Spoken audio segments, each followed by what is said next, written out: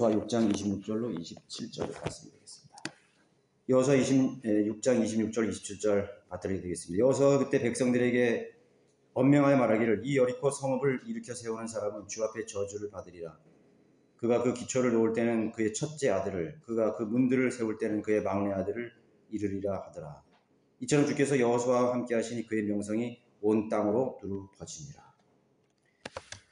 복뿐만 아니라 저주도 증거하라 라는 제목으로 말씀을, 이 세상 즉 이 전능하신 분에 대한 믿음이 없는 이 세대가 복으로 여기는 것들은 모두 이 현실 세계에 속한 그런 복들 뿐이죠. 네, 영적인 세계, 또 이 세상이 끝난 이후의 시대를 모르기 때문에 그 복을 전혀 감지할 수 없습니다. 그래서 그것이 물질이든 건강이든 혹은 정신적인 것이든 다 마찬가지입니다. 다 이 세상에서의 그런 복들을 얘기하고 있습니다. 그런데 성경이 알려주은 복은 하나님의 계명을 사랑하는 것이라고 그렇게 말씀합니다. 시편 1편에서도 복 있는 사람의 정의가 거기에 나오고 있습니다. 주의 법인, 주의 법, 하나님의 말씀을 주의 법이라고 했어요. 주의 법을 존중하는 일이라고 했습니다. 밤낮으로 그것을 즐거워하면서 마음에 새기는 것이죠. 그런데 그리스도인이 이 세상의 복의 기준에 동의를 하면서 이제 영적인 문제가 야기되기 시작하거든요. 그리스도인인데 이 세상의 복에 자꾸 그 복을 연연하는 것입니다. 그럼 거기서 이 영적인 하나님과의 관계가 이게 문제가 거기서부터 일어나기 시작하는 것이에요. 그게 이제 세상 가치관이고 의식 구조죠. 주님의 계명을 존중하고 사랑하는 성도에게 세상의 복들이 주어질 수도 있고 또 안 주어질 수도 있습니다. 신실한 그리스도인들에게 세상의 복이 주어질 수도 있고 안 주어질 수도 있어요. 그러나 세상의 복이 주어지지 않다 하더라도 그럼 그 사람은 하나님 앞에 저주받을 때 이렇게 말합니다. 또 세상의 복들이 주어졌다고 해서 그것이 그 잘못됐다. 그 사람은 세상적으로 사는가 그렇게 또 말할 수도 없는 것이죠. 그래서 이 세상의 복들이 그리스도인들에게 허락되는 경우는 영적인 복을 뒷받침하기 위한 수단이 될 경우가 많습니다. 영적인 복을 뒷받침하는 그런 수단이 되는 경우가 많아요. 세상의 복들, 뭐 돈이라든가 건강이라든가 또 성공이라든가 명예라든가 지위라든가 그런 어떤 능력이라든가 말이죠. 그렇지 않으면 지상의 물리적인 요소들은 그리스도인의 영적 생활을 항상 방해하고 침해하기 때문인 것이, 오히려 영적인 복의 개념이 제대로 세워지지 않고 그것이 중심이 되지 않는 상태에서 물질적인 그런 복들과 요소들이 주어지면 영적 생활을 오히려 방해하는 것이. 그래서 문명한 기독교 국가들이 문명화될수록 영적으로 점점 황폐하게 되는 이유가 그거 있는 것입니다. 그럼에도 불구하고 그 중에는 바이블 성경들을 믿는 그리스도인이 있어서 하나님의 일을 수행하는 것이죠. 그들이 문화적인 복이나 세상의 복이 있어도 그걸 수행합니다. 그러나 대부분은 부패되게 가기 시작합니다. 문명의 그런 증가, 문명의 번성일수록 더 현대 문명은 오히려 영적인 그런 생활들을 방해한다는 거죠. 그래서 너무 넘치거나 너무 부족해도 방해가 되는 것이죠. 너무 부족해도 그렇고 너무 없어도 그런 거죠. 이스라엘 민족의 복은 영적인 복으로 물리적인 복들과 일치할 경우가 많이 있었습니다. 너희들이 나가거나 들어오거나 복을 받으리라. 그 땅이 복을 받으리라. 이렇게 됐습니다. 그러니까 유대인들은 어차피 그 사람들은 이 땅에서의 왕국을 성취할 중심적인 민족이기 때문에 이미 이스라엘 민족 때는 그것이 병행해서 그것이 왔던 것이죠. 그런 결과 유대인들이 영적으로 세워졌을 때, 영적으로 세워졌을 때 물리적인 복도 함께 따라다닌 거예요. 강성한 국가가 돼, 강국이 된 것입니다.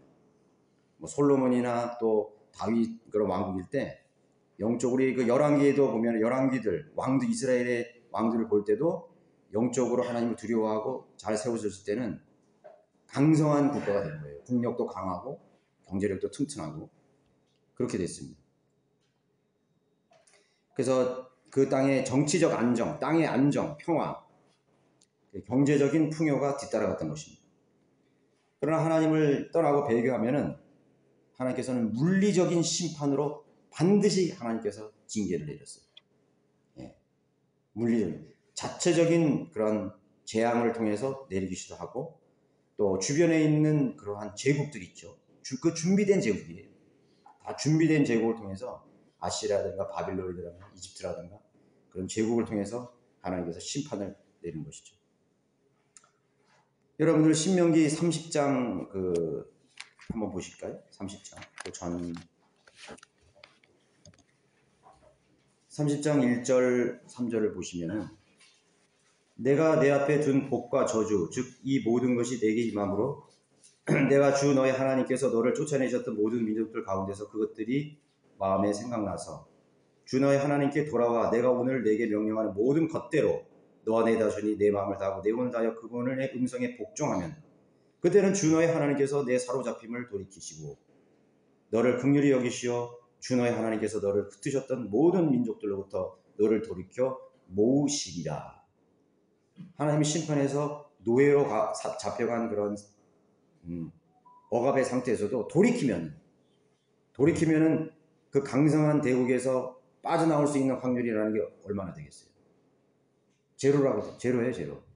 예. 여러분, 아프리카 노예들이 미국 땅에 가가지고 돌아올 수 있는 확률이 얼마나 되겠어요? 300년, 400년? 얼마나 지금 그렇게 된 거예요. 그런데 그 사람들이 뭐 그런 아프리카에 있는 그런 나라 국가들이 하나님을 두려워하고 그렇게 하겠어요? 안 하는 거예요. 희망이 없는 거예요. 다 잃어버리는 거죠. 다 잃어버린 거예요. 그러나 유대인들은 그렇지 않았다는 거죠. 바벨론권에 70년 만에 돌아오기도 하고 아시리아에서 돌아오기도 하고 말이죠. 회복되기도 하고 그렇게 됐다고. 그게 뭐냐면 하나님께로 회복했기 때문에 회개했기 때문에 그러는 것이죠. 그래서 복과 저주라는 것은 그들의 선택에 의해서 되는 것입니다. 15절에서도 또 말씀하셨죠.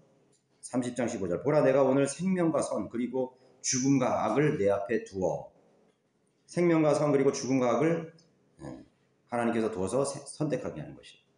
19절에서도 내가 오늘 하늘과 땅을 불러서 너희에 대하여 증거를 삼아 내 앞에 생명과 죽음 복과 저주를 두었으니 그러므로 너와 내 자손이 살려면 생명을 택할지니라.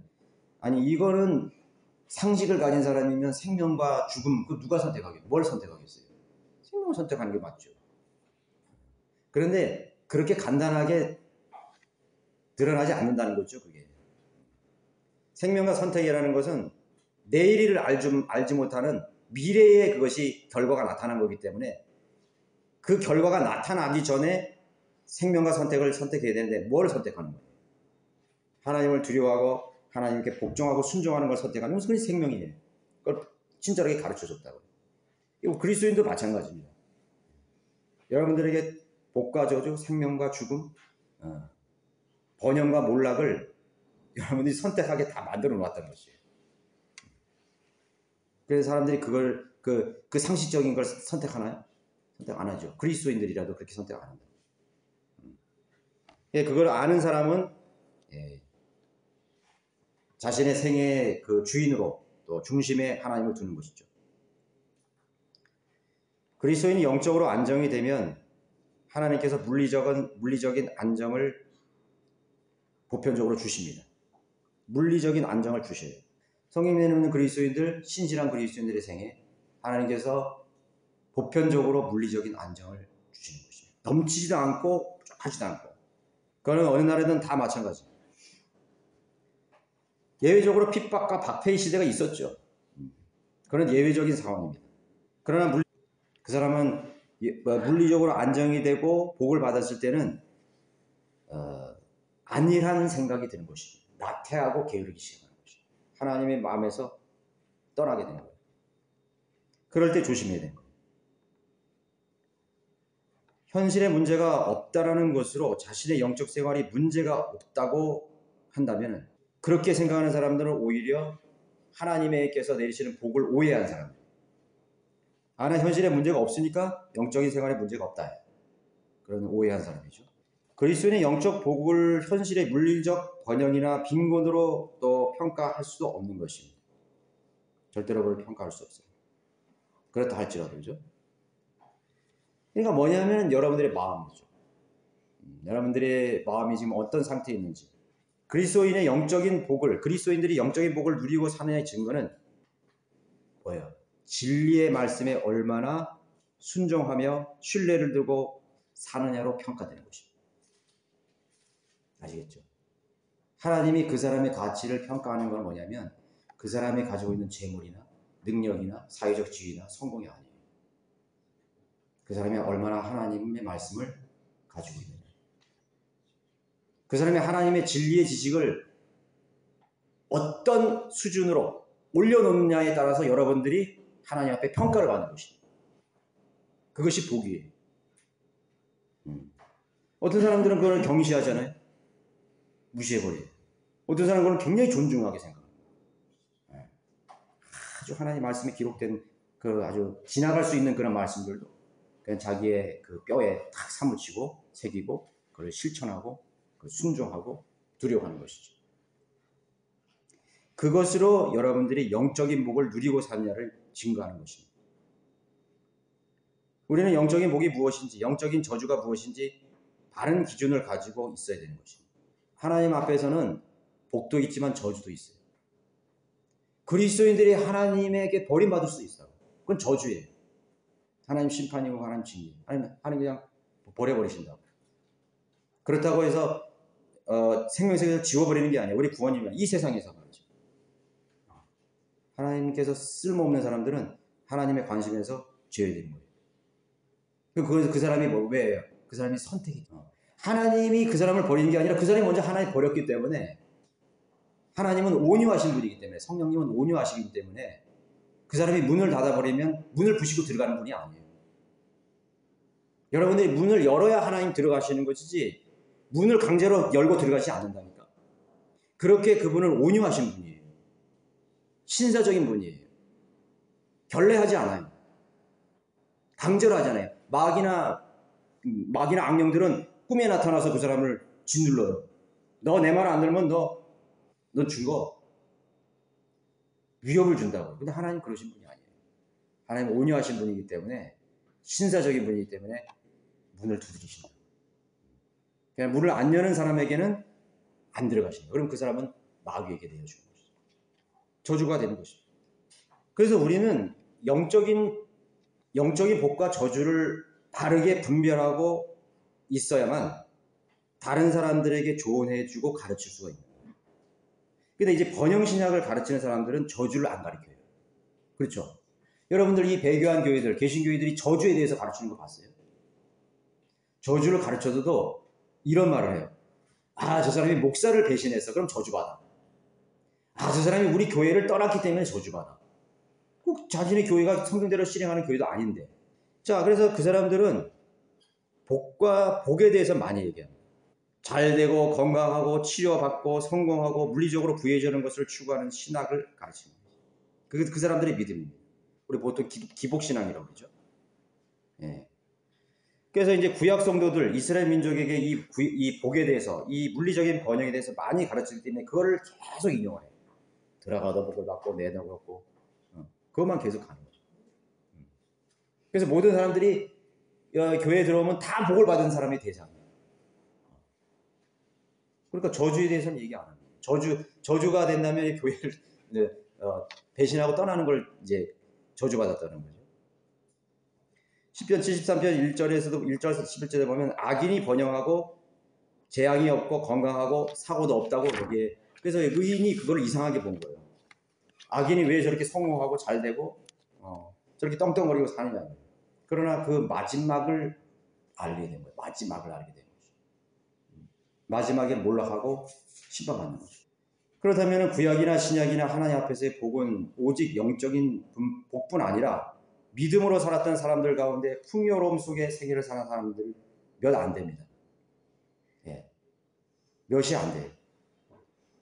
믿음으로 살았던 사람들 중에서 부자는 몇 명 안 돼요. 그러니까 그 복을 가지고 있는 사람마저 자기 소유를 다 어떻게 보면 주님께 다 드렸어요. 다 드렸다고. 뭐 그 가지고 그 싸주고 죽을 수는 없잖아요. 여러분 10원짜리 한 장이라도 가지고 갈 수 있어요. 10원 한 장도 가지고 갈 수 없어. 그게 인생이에요.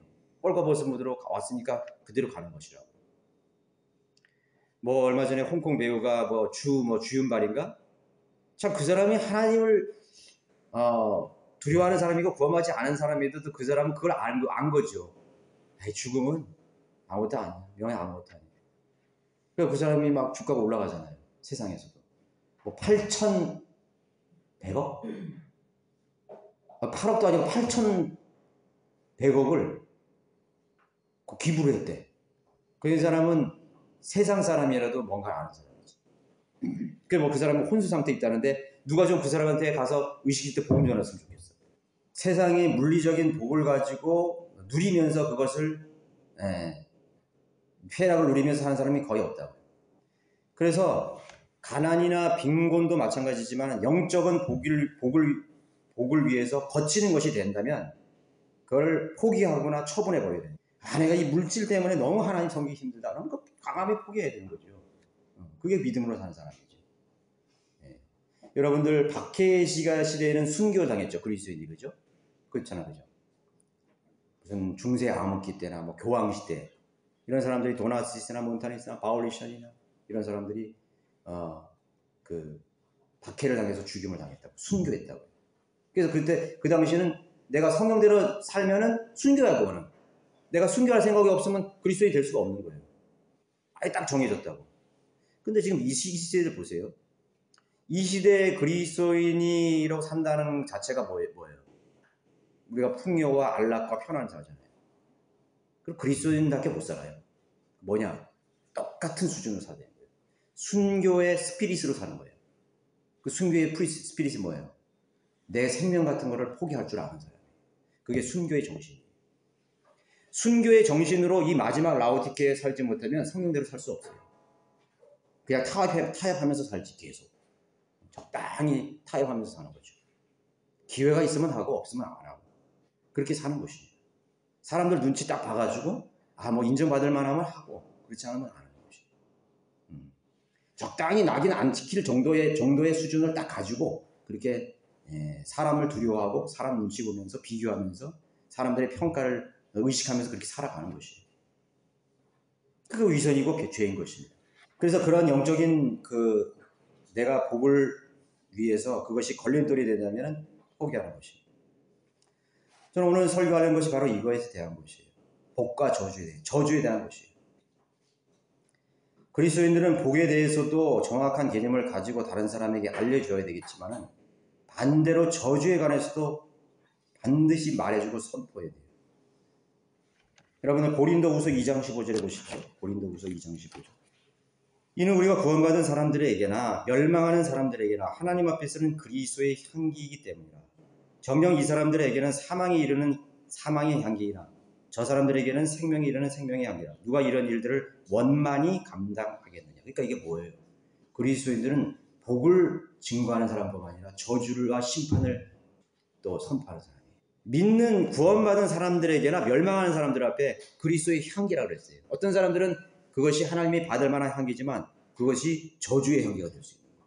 그거를 풍겨나가요. 그리스도의 향기라는 거는 좋은 향기만 푸는 게 아니야. 저주의 향기도 향기를 날리는 거예요. 우리가 그리스도의 향기라니까 뭐 사랑 이런 것만 나타나는 거지 아니에요. 하나님은 심판하시고 저주하시는 하나님이라는 것에 대해서 향기를 나타내는 거예요. 그죠? 우리는 멸망하는 사망에 이르는 향기를 했잖아요. 사망에 이르는 향기야. 멸망하는 사람들께 그걸 원만하게 감당해야 돼요. 근데 사람들이 내가 저주에 대해서 얘기하면 듣기 싫어하고 특별히 목사들, 설교자들 이런 사람들 그런 얘기 안 한다고 줬대. 사망의 향기를 나타내지 않아요. 자, 여기 오늘 우리 본문에 읽으셨죠? 여호수아가 그런 사람이었어요. 여호수아는 여리고 성을 정박한 후에 무엇이 저주인지를 분명하게 선포했습니다. 분명히 선포했죠. 여리고 성읍을 일으켜 세우는 일은 하나의 재건으로서 복된 일이 될 수 없는 거예요. 재건이 안 된다는 거예요. 다시 세우지 말라 했잖아요. 여호수아가 그 백성들의 연명이 말하여 이 여리고 성을, 여리고 성이 다 무너졌잖아요. 여리고 성을 일으켜 세우는 사람은 주 앞에 저주를 받으리라. 그 무너진 자리에 누구든지 그 성을 어떤 집을 짓거나 뭘 하든지 그 땅에 세우지 말라는 거예요. 저주를 받아요. 그가 기초를 놓을 때는 그의 누구를 데려간다. 첫째 아들을 데려간다. 이게 얼마나 무시무시한 죄야. 또 그가 그 문들을 세울 때는 그의 막내 아들을, 여러분들의 첫째 아들과 막내 아들 데려간다. 없는 사람은 거기에 버금가는 것들을 데려가시죠. 저주를 얘기했죠. 저주를 선포했죠. 좋은 성으로 다시 세울 수 있다라고 우리가 생각해 볼 수 있는 것입니다. 거기 뭐 파괴됐으니까 하나님을 위해서 우리가 좋은 성을 짓고 좋은 우리가 거처를 짓자 이렇게 생각해 볼 수 있는 거죠. 그러나 여리고성은 가나안의 대표적인 타락의 도성이었습니다. 대표적인 타락의 도성이었어요. 여리고가 어떻게 무너졌는지를 사실 중요하지 않습니다. 다만 기억해야 할 것은 하나님께서 그의 백성의 순종을 통해서 그 백성을, 그 도성을 파괴시켰다는 거예요. 멸망시켰다는 것입니다. 백성들의 순종을 통해서 멸망시킨 것입니다. 하나님께서는 여리고를 다른 재앙으로도 멸망시킬 수 있어요. 그렇죠. 하나님의 방법으로 그 도성을 심판하시는 방법이 있어요. 전염병을 통해서 또 천재지변으로 하나님께서 심판하실 수 있죠. 지진이라든가 소돔과 고모라 같은 경우 뭘로 유명했죠? 하나님께서 불로 심판하셨죠. 또 이방의 군대를 통해서도 하나님 무너뜨릴 수 있어요. 아니면 화재를 통해서도 하나님 심판하실 수 있어요. 로마의 시가 화재로 휩싸였었잖아요. 화재로 파괴됐어요. 수많은 인재로 인해서 인간의 실수로 인해서 멸망되는 경우도 있어요. 그러나 하나님께서는 이스라엘 유대인들의 하나님의 백성들이 순종을 통해서 하나님께서 멸망을 선택하셨던 것입니다. 하루에 한밤빛이 6일을 돌았고 7일째는 7번씩 돌고 소리 지르게 하신 일로 멸망의 방법을 선택하신 것입니다. 하나님, 위대하신 하나님이시죠. 저주는 하나님께서 치신 것들을 다시 인간의 능력으로 일으키는 그 자체가 저주예요. 하나님께서 무너뜨린 것을 다시 세우려고 하는 것이 저주예요. 그거를 저주했습니다. 바벨탑. 하나님 저주해서 땅의 지면에 언어를 혼잡해서 다 흩어버리셨어요. 근데 인간이 자꾸 바벨탑을 쌓으려고 하는 거예요. 하나님처럼 높아진다고. 마천유를 건설하고 바벨탑을 쌓습니다. 인간을 다시 통합하려고 합니다. 그 자체가 저주야. 하나님께서 인간이 다시 모여서 한 언어로 되는 것을 저주해서 바벨탑을 무너뜨렸잖아요. 그 인간은 유엔이나 무슨 유럽 연합이나 아세아 연합이나 북미 연합이나 자꾸 WCC, NCC, 종교통합, 기독교 연합회, 연합에서 계속 하나로 만들려고 합니다. 그게 바로 저주예요. 그러니까 하나님 계속 흩으셔. 계속 흩으셔. 인간은 모이려고 그러고 하나님은 계속 흩게 만들어. 흩어버려. 인간은 모이면 하나님 대적하게 돼 있거든. 복음과 진리, 성경을 대적하는 그런 핍박, 교회를 핍박하는 일. 성경 속에서 하나님께서 그들을 저주하셨고 심판하셨습니다. 소돔과 고모라예요. 소돔과 고모라. 소돔과 고모라 땅은 지금 사해 인근이거든요. 사해의 바다가 그 자체가 소돔과 고모라 땅이에요. 그런데 거기 못 세우게 해서 하나님께서 사해를 만들어버린 거죠. 그런데 인간은 어디다 싸는 거예요? 예루살렘에다가 소돔과 고모라를 만들려고 하는 거죠. 그러니까 마지막 때 대환란 때는 예루살렘이 소돔과 고모라 같은 도성이 되어버린 거예요. 그걸 재현하려고 하는 것이죠. 그것이 바로 저주입니다. 주께서 하나님께서 멸망시켰을 때 또 재건하거나 세우는 일, 그거를 흥행시키는 일, 그것이 저주입니다. 멸망당하는 것이 중요한 것이 아니에요. 왜 멸망당했느냐가 중요한 거예요. 왜 이거 몰락했어. 그 몰락한 일이, 멸망당한 일이 중요한 게 아니라 왜 몰락했냐, 왜 멸망했느냐. 그것이 더 중요한 것입니다. 몰락과 멸망의 원인이 무엇인가요? 진정한 재건이나 회복은 죄악으로부터의 돌이킴인 것입니다. 진짜 내가 몰락하고 멸망당했다면 재건하려면 뭐예요? 회개와 뭐예요? 돌이킴이. 그게 회복이에요. 다시 그 일을 반복하는 것이 아니라, 다시 그것을 내 인간의 힘으로 반복하는 것이 아니라, 회복하려면 내가 하나님 앞에 돌이키는 것이. 그것이 더 중요한 거예요. 그거를 찾아내라는 것이에요. 그것이 진정한 재건과 회복이죠. 회복이죠. 하나님의 뜻에서 벗어난 길에서 돌아오는 일이에요. 무엇이, 어디서부터 내가 잘못된 길을 선택했던 것인가요? 어디서부터 내 생각이 잘못된 것이, 어디서부터 나는 잘못된 선택을 했는 것이, 그것을 찾는 것입니다. 내가 넘어진 이유는 그 길이 바른 길이 아니었기 때문인 것이죠. 2001년 9월 11일 무슨 일이 났죠? 뉴욕 세계무역센터가 비행기 2대로 붕괴됐잖아요. 워싱턴 국방부 청사가 비행기 청사로 파괴됐어요. 일부가 파괴됐습니다. 110층 건물에 비행기가 충돌했는 거죠. 그것이 어떻게 가능한 일이 된 거죠? 하나님께서 심판하신 거예요. 미국인들에게 정신을 차리라고 한 것입니다. 6,000명 이상이 부상이나 장애자가 되고 있는 거예요. 그걸 다시 세우려고 하는 건 저주예요. 복으로 미국 사람들이, 그 사람들이 전환하기 위해서는, 바꾸기 위해서는 회개와 자백과 돌이킴이, 믿음의 회복이에요. 그래서 미국의 교회들이 다 그때, 성령들이 믿는 교회들이 다 거기 그때 마음을 통해하면서 하나님께 돌이켰어요. 그러나 매도 안 되겠지. 그러나 많은 교회들이요, 이것은 우리 그리스도인들의 죄악이다 하면서 물질 만명주의에 젖어 사는 미국 크리스찬들이 하나님 앞에 통회하기 시작한 거죠. 지금 미국 무역센터가 재건됐나요? 그라운드 제로. 그 사람들이 그 땅을 그라운드 제로로 했어요. 그게 이제 크리스찬의 아이디어에서 나온 거예요. 이건 지치면 안 된다. 그 미국 바이블 빌들이 조언을 주는 거예요. 여기 다시 세우면 우리 미국 완전히 망한다. 그래서 그라운드 제로를 만들어요. 거기서 뭘 했어요? 추모비를 만든 거예요. 그래가지고 여러분 오바마 그 대통령 있을 때 거기 뭘 했어요? 어메이징 그레이스 불렀잖아요. 모르겠어요. 그 사람이 어메이징 그레이스를 부르면서 죽은 사람의 그 이름을 하나씩 다 불렀다고. 굉장히 의미가 있었죠. 오바마는 믿음이 없어서 그렇게 할 수도 있어요. 사실 오바마는 믿음이 없는 사람이에요. 그 사람은 모슬렘 신앙자예요. 근데 어메이징 그레이스를 불렀다고. 뭔가 그 나무 막대기 같은 사람들을 거기에 세워서라도 뭔가를 경종을 준 거예요, 하나님께서. 오바마의 믿음이 아니에요.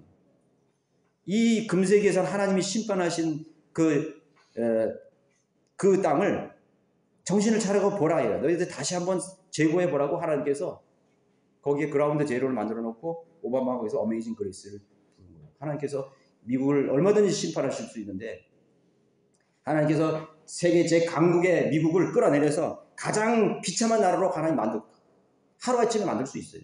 로마가 그랬고, 아시리아가 그랬고, 페르시아가 그랬고, 공산주의가 그랬고, 하루아침에 무너지는 거예요. 그렇게 할 수 있었다는 거예요. 그러니까 미국의 그리스도인들이 그걸 아는 것이. 눈물로 하나님 앞에 기도하는 교회가 있었던 거죠. 락카만 목사님도 미국은 이제 망했다. 여러분 락카만 목사님 주석 써봐요. 이제 미국은 다 됐다. 끝났다. 그 얼마나 바이블 빌리버들이, 그리스도인들이 기도했겠어요. 얼마나 기도했겠냐고. 그 기도로 미국이 지금 지탱되고 있는 거예요. 앞으로 어떻게 될지 모르죠. 그런 깨어있는 사람들이 있었기 때문에 있는 것입니다. 우리 한국도 마찬가지입니다. 우리 대한민국도 마찬가지예요. 이 조그마한 나라. 조그마한 나라. 하루아침에 지도에서 없어질 수 있어요.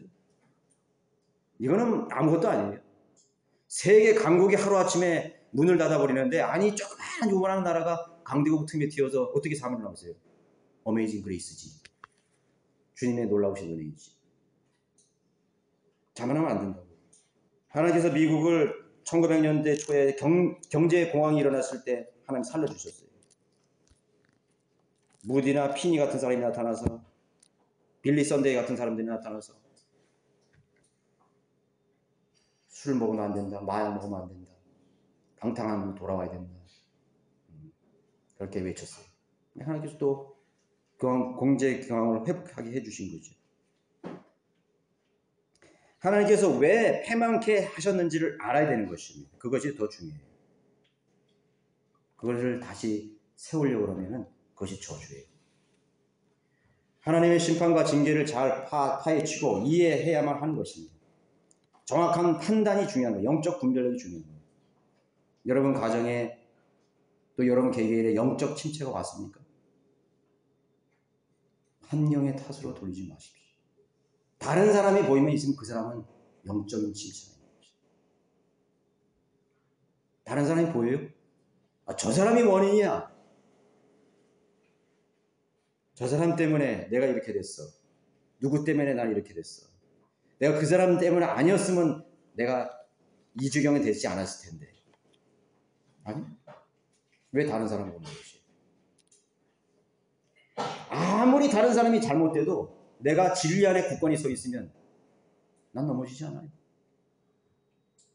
모진 핍박과 박해가 중상모량이 있어도 난 넘어지지 않아요. 내 아내가 하나님을 저주하고 죽으라고 해도 나는 하나님 앞에서 죄를 짓지 않는 것입니다. 그게 욥의 믿음 아니었어요? 내 자신을 한번 돌이킬 수 있어야 되는 것입니다. 하나님께서 징계하고 심판하셨는데 깨닫지 못하면 그것은 무가치한 생애가 되는 것입니다. 그 일은 다시 또 반복이 되는 것입니다. 반복. 그래서 영적인 문제가 있는 사람은 항상 반복이 되잖아요. 환경을 옮겼어. 근데도 반복이 돼 거기서. 참 이상하더라고요. 이상한 거 아니죠. 영적인 원리인 것이에요. 철저하게 내 원인을 파헤치고 하나님 앞에서 나를 자복시키고 십자가 앞에서 나를 십자가에 완전히 못 박게 된 것입니다. 하나님 내 과거를 완전히 못 박게 된 것입니다. 내 죄악과 내 잘못된 선택과 나의 어리석음을 완전히. 근데 자기 힘으로 자꾸 그걸 회복하려고 그러거든요. 자기 뭐 감정을 수술이고 자기 뭐 육신의 뭐 방법을 통해서 뭐 어떻게 하려고 그러고 뭐 인간관계 개선을 하려고 그러고 그거 안 되는 것이에요. 자기 문제는 자기가 거기에 원인이 자기에 있는데 그 원인을 잘 파악해야 되는 것입니다. 그것보다 더한 저주가 어디에 있겠습니까? 몸을 하나님께서 나를 치셨어요. 질병으로 나를 치셨다 이거예요. 그러면 아프죠. 그러면 어떻게 기도해요? 주님 내 병을 좀 낫게 해주세요. 고쳐주세요. 기도한다고. 자꾸 건강을 위해서 기도한다고 하죠. 근데 한번 자세히 성경으로 돌아가 보십시오. 하나님께서 뭔가를 나에게 일깨우시기 위해서 내 몸을 치셨어요. 그러면 내 몸이 아픈 게 중요한 것이에요. 내 몸이 이렇게 된 그 원인이 중요한 것이에요. 하나님이 치신 원인이 중요한 것이에요. 그 원인을 찾아야 될 거 아니에요. 근데 사람은 계속 잘못된 기도를 해. 나를 위해서 좀 기도해 주세요. 건강 그 자체가 중요한 게 아니야. 하나님께서 나를 그 질병을 허락하시고 나에게 그걸 치셨는데 그 원인을 찾아내야지. 그 원인을 찾아내지 않는 것입니다. 자꾸 건강만 해봐요. 그걸 뭐냐면 여리고성이 무너졌는데 그걸 자꾸 그것만 세우려고 그러는 거예요. 또 세워. 원인이 내 몸이 쓰러졌는데 무너졌는데 그 원인을 찾는 게 중요한 것이 다시 임시방병으로 세운들 그 뭔 소용이 있어요. 그렇잖아요. 그 저주예요. 그래서 많은 사람들이 지금 잘못된 기도를 하는 경우가 많다고요. 치료, 회복 그것만 위해서 기도한다고요. 기도 제목을 대거 수정해야 돼요. 대거 수정해야 돼요. 욥 같은 경우는 내가 왜 이렇게 되는지 원인을 찾았잖아요. 친구들도 그 원인을 그러니까 거기에 핵심이 있는 거예요. 그 못 찾았다는 거지. 그 욥이 고난받는 건 자기 죄 때문에 아닌 거잖아요. 자기 죄 때문에 그런 게 아니에요. 의인이 고난받는 거예요. 뭔가 영적 세계에서 일어나는 일들을 있었던 것이 그걸 몰랐던 거지. 그러나 욥의 접근 방식은 잘 된 거예요. 그러니까 그걸 모르니까 자꾸 친구들이 너는 잘못했으니까 했고 그런 걸 찾는 것이에요. 그러나 그 접근 방식이 좋다는 거지. 그 태도가 좋다는 거지. 여러분들이 몸이 아프고 문제가 생길 때는 여러분들이 일단은 그 원인을 찾아야 돼요. 좋은 원인이었든 나쁜 원인이든 그것을 찾아야 되는 것입니다. 하나님께서 이걸 통해서 주님을 더 가까이 붙들려 그러는 거예요. 내가 주님을 많이 사랑했는데 주님 나를 더 사랑하게끔 하기 위해서 내 인생의 문제들을 주는 거예요. 주님께 가까이 가게 만들어요.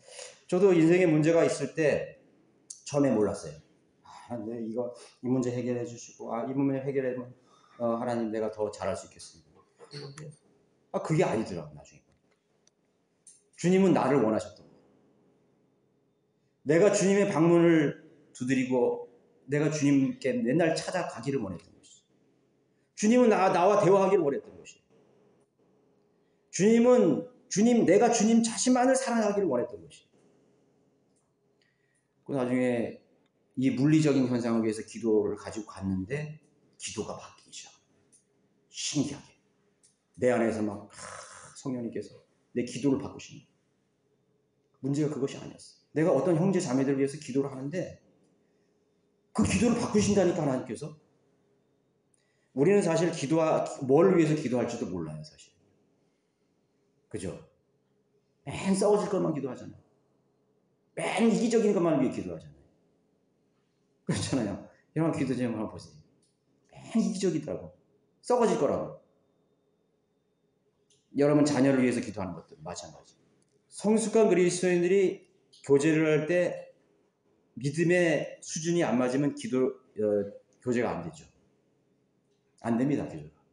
절대로 안 돼요. 그래서 깊은 교제를 할 수가 없어요. 저는 어제 그런 어떤 자매에게 그렇게 잠깐 교제하는데 그런 기도에 근데 딱 통하더라고요. 자매.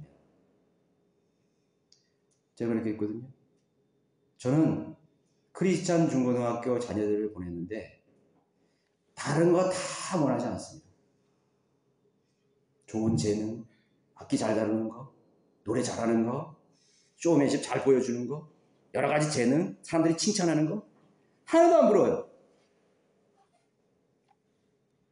하나님을 위해서 하나님 중심적으로 하나님께 드리려고 하는 난 그것이 더 부럽다. 맞아요. 그러나 그것이 마음대로 안 되기 때문에 기도해야 됩니다. 우리가 하나님 앞에 가서 우리의 기도를 바꿔야 됩니다. 우리는 그리스도인의 생애라는 것은 하나님의 뜻을 나타내는 인생이어야 되는 것입니다. 그걸 증거해야 돼요. 그걸 증거해야 됩니다. 우리는 많은 부분으로 그렇게 할 수 있어요. 그 중에서 하나님께서 우리에게 주시려는 복을 증거할 수 있는 동시에 무엇이 저주인지를 분명히 말해줘야 되는 것입니다. 너는 그 길로 가면 망한다. 너는 배교한 길로 가면 너 망하는 거예요. 그리스도의 심판석에서 아무것도 남은 것이 없어. 전부 다 불타. 네가 예배 드리기 위해서 예배한 그 시간들 그거 한번 계산해 보세요.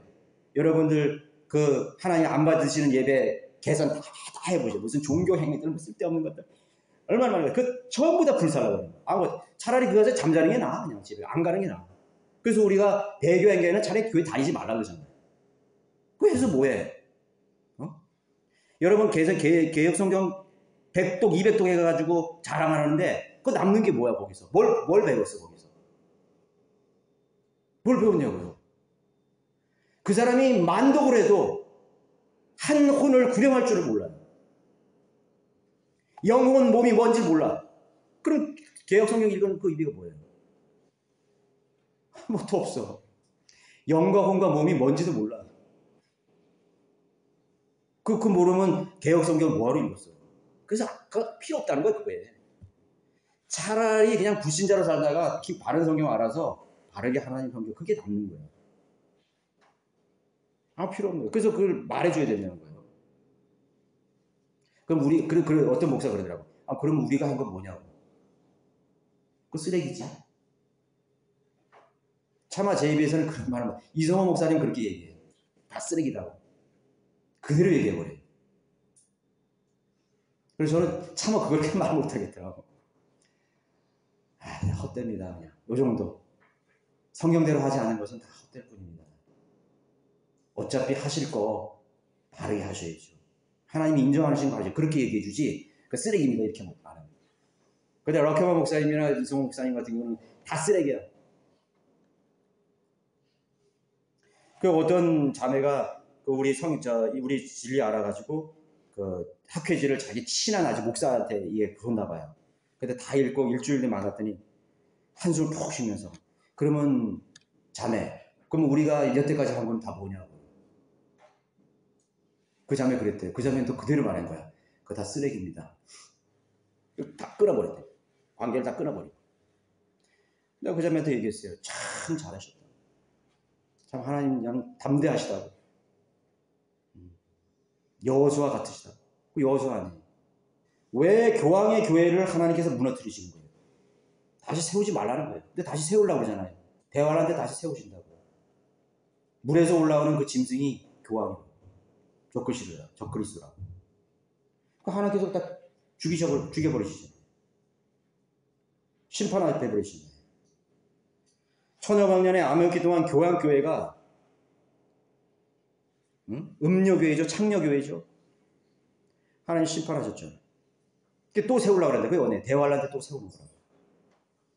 하나님의 저주예요. 저주. 많은 교회들이 그 음료교회에 동참해서 신카톨릭 교회로 가는 거예요. 그게 뭐냐면 하나님께서 세우시는 그 여리고성을 다시 재건하는 일을, 그 저주스러운 일을 그대로 하려고 그런다고요. 왜 그런 게 아니에요? 성경을 몰라서 그래요. 사람들은요, 성경을 자기가 보고 싶은 것만 보려고 그래요. 이걸 봐야지. 여리고성을 와 믿음으로 내가 할 수 있다. 이거. 인간은 할 수 있다. 이거. 무너졌다. 이거. 예수님의 이름으로, 예수의 이름으로 다 한다. 이거. 이걸 봐야지. 이걸. 그것을 안 보는 것입니다. 그 하나님께서 눈을 가려서 못 보게 만드신 거예요. 못 보게 만드신 거예요. 그리고 우리는 저주를 얘기해야 돼요. 늦기 전에 돌아와. 큰일 난다. 이거. 경고해야 되는 것이죠. 그 다른 사람들이 왜 겁주냐고 말이죠. 겁이 아니야. 내가 겁주는 것이 아니라 하나님 말씀이 그렇게 했어. 그 길로 가면 죽는다. 몰락한다. 그렇게 살면 반드시 잘못된다는 것을 경고해야 돼요. 돌아와라. 회개하라. 뉘우쳐라. 믿음의 정도로 가라. 바른 믿음을 가져라. 선언해야 됩니다. 가족, 혈육, 친구, 동료들에게 분명히 말해줘야 되는 것입니다. 무엇보다 바른 진리와 바른 믿음으로 돌이켜야 한다. 증거해야 됩니다. 그렇지 않은 저주와 심판이 있을 뿐이라고. 우리 성도들이 믿는 교회가 하는 일을 뭐예요? 한국 교회를 책망하는 일이잖아요. 왜 그 교회는 책망만 해요? 그게 하나님의 사역인데. 책망이 하나님의 사역이에요. 비판하는 것이 하나님의 사역이에요. 그걸 몰라 사람들이. 맨날 비판만 하고. 비판이 하나님의 사역이에요. 비평. 무조건적인 비판이 아니라 성경적인 기준으로 비판하는 것이에요. 책망하는 거예요. 선지자들이 다 비평적인 설교를 했어요. 이스라엘은 망한다. 노예로 끌려간다. 네 자녀들은 어떻게 된다. 너희들의 부모나 너희들의 아내들은 다 유린당한다. 욕을 보인다. 맨 이런 것만 얘기해요. 싫어했지. 예수님도 맨 독사의 세대야, 뱀의 세대야 하면서 말이죠. 저주받을 너 뭐야, 응? 지옥의 심판을 피할 수 없겠느냐 하면서 계속 얘기하시는. 바리새인들이 듣기 싫어했어. 맨 비판만 하는. 성경대로 믿는 사람들이 좋은 말만 했으면 죽이면 당했겠어요. 다 맨 비평만 했지. 설교에도 비평만 하고, 존 후스, 낙스 이런 사람 맨 비평 설교야. 그 시대를 계속 비평합니다. 사제제도, 교황제도, 성직자제도, 유아에게 물 뿌리는 거, 맨 비평하는 거예요. 그거 다 싫어하는 것입니다. 다 싫어했다. 복음 안에는 복도 있지만 저주도 있습니다. 하늘나라에도 있지만 지옥이 있는 거죠. 그래서 지옥을 빼면은 복음이 될 수가 없어요. 절대로 될 수가 없어요. 지옥이 빠진 복음은 가짜 복음이라는 걸 알아요. 평가하기 쉽죠? 사형님, 행복을 주는 더 윤택한 생활, 하나님 당신의 계획, 당신 위해서 놀라운 계획을 가지고 있습니다. 나도 그러면 내 나름대로 계획이 있어. 그럼 어떻게 대답할 거예요? 나는 그런 계획 필요 없어. 난 내 계획이 더 좋지. 지옥이 빠진 복음은 생산할 수 없어요. 하나님은 헐어버리시고 무너뜨리시고 파괴시키는 분임을 알아야 돼요. 인간이 파괴시킨다 그러지만 파괴하지 못해요. 파괴할 능력이 없어요. 현대교회는 이러한 하나님의 심판을 묵인하고 침묵하고 있는 것입니다. 하나님은 그런 신이 절대로 아니라고 말합니다. 하나님은 절대로 저주를 내리시는 분이 아니에요. 병을 주시는 분이 아니에요. 망하게 하시는 분이 아니에요. 뭔가 인간이 노력하는데 그거를 하나님께서 다 무너뜨리는 분이 아니야. 인간이 정성을 다하는데 하나님께서 그거를 무시하는 하나님이 아니야. 계속 그렇게 가르치습니다. 그래서 인간은 지금도 계속 세웁니다. 여러분들 이 개신교회들 보세요. 계속 세우지요. 그냥 계속 세웁니다. 에큐메니칼, 제자운동 계속 세웁니다. 또 세우고 재건하고. 그것이 배교한 교회의 역사예요. 왜 넘어졌고 멸망하는지 묻지 않고 계속 일어나려고만 합니다. 계속 도전합니다. 도전이 좋은 게 아니에요. 무너지면 무너진 대로, 망했으면 망한 대로 거기서 다시 하나님께 물어요. 거길 떠나야 되는 것입니다. 그 일을 그만둬야 되는 것입니다. 그것을 말해주는 것이 그리스도인의 의무예요. 그리스도인의 의무입니다. 저주를 말하세요. 하나님의 심판을 말하고 믿음의 길이 아니면 반드시 재앙이 온다는 사실을 알아야 돼요.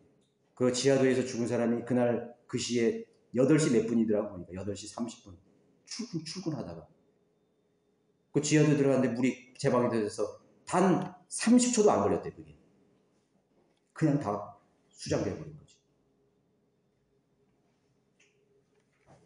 그렇게 죽었을 지 어찌 알아요.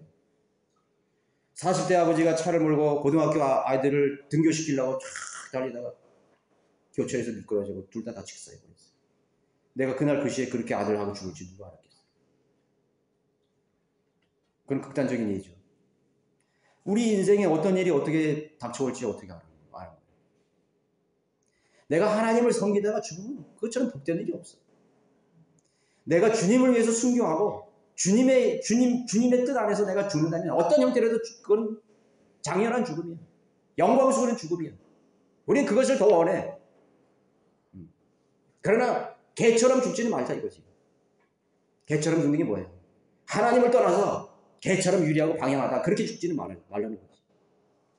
하나님의 순종을 거역해서 비참하게 그렇게 살다가 육신대로 살다가 그런 걸 당하지 말자는 것이지. 내가 세상에서 복음과 진리를 전하다가 차에 치여서 죽으면 그것이 그 영웅스러운 죽음 아니겠어요? 내가 어디서 이교도들에게 게이들 앞에서 내가 복음을 전하다가 맞아 죽었어. 그것처럼 장연한 죽음이 어디 있겠어요? 극단적인 것을 얘기하는 거죠. 여러분들이 예수 그리스도 안에서 병들고 예수 그리스도 안에서 지치고 예수 그리스도 안에서 여러분의 에너지가 소진되고 그렇게 죽을 수만 있다면 그것보다 복된 것이 어디 있겠어요? 우리는 하나님께서 기뻐하시는 일을 위해서 살다가 죽는 것이죠.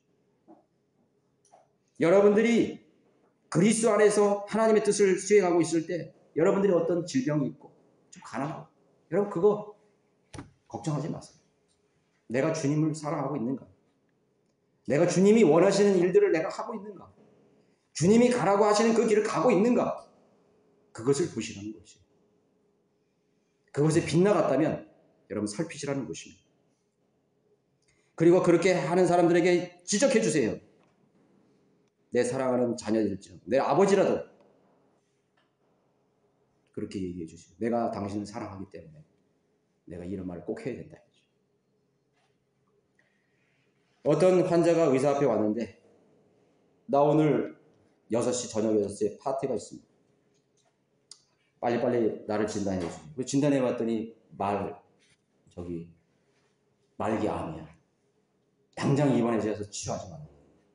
그런 의사가 생각해보니까 6시에 사람이 파티가 있는 거예요. 그 파티를 망치고 싶지 않아가지고 돌려보냈어.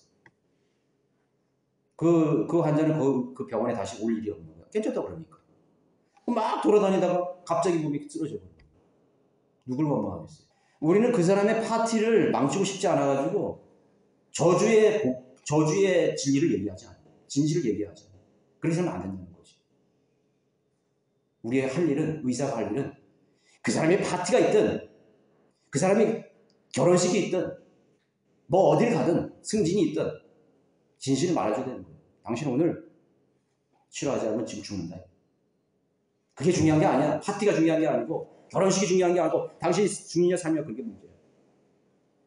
그것을 얘기해 주는 것이지. 그게 그리스도인이에요. 그렇죠? 하나님께서 그렇게 말할 줄 아는 사람을 주님은 기다리고 계시는 것입니다.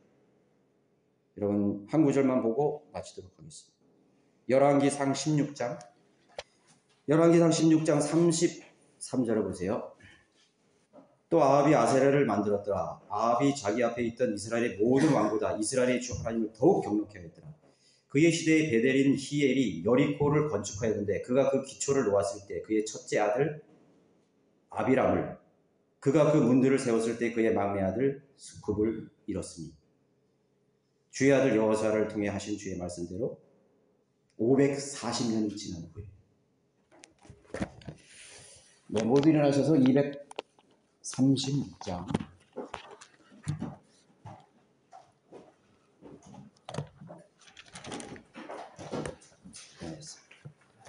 저는 여러분들에게 잠시 기회를 드리겠습니다. 예, 혹시 여러분들 하나님 앞에서 내가 불순종하고 살았던 그런 부분입니까? 또 내가 나의 어떤 기도 제목 가운데서 내가 원인을 찾지 못했던 그런 부분입니까? 또 아니면 내가 내 주위에 반드시 이것은 얘기해 줘야 되는데 내가 어떤 이유 때문에 관계 때문에 내가 담대하게 이거를 내가 전하지 못하는 부분이 있는가? 특별히 하나님께서 내리시는 저주와 심판에 대해서 내가 말해 줄 수 없던 부분이 있는가? 여러분 자신 생각하시면서 내가 담대하게 해주십시오. 내가 하나님의 기대에 미치는 하나님 기뻐하시는 그런 생을 살 수 있도록 해주십시오. 그럼 잠깐 기도하시겠습니다.